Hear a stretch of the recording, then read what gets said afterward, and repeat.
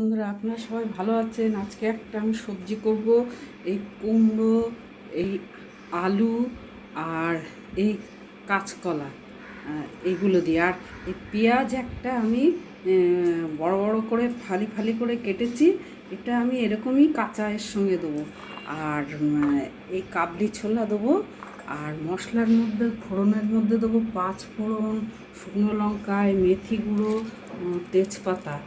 আর মশলার মধ্যে দেবো যে আদা, লঙ্কা, এই যে চীনাবাদাম, হলুদ, নুন, এই যে জিরে জিরে ধনে, এই ভাজা মশলা দেবো, আমার হোমমেড ভাজা মশলা, এই নুন, এই মিষ্টি, এগুলো সব আমি গ্রাইন্ডিং মেশিনে একসঙ্গে আমি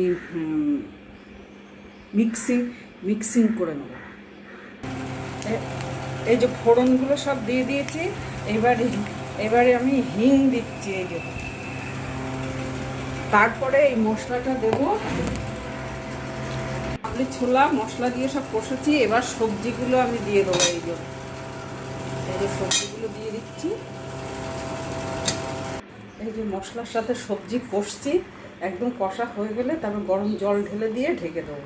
প্রায় হয়ে এসছে তরকারি। এবার একটুখানি গরম মশলা দেবো, দিয়ে ঢেকে দিয়ে একটু পরেই এই যে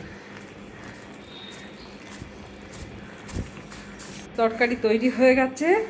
দারুণ টেস্টি হয়েছে। বাদাম বাটা দিয়েও আর অন্যান্য স্পাইসেস, বিভিন্ন ভেজিটেবল, কাবলি ছোলা, দারুণ হেলদি, নিউট্রিশাস এবং টেস্টিও হয়েছে।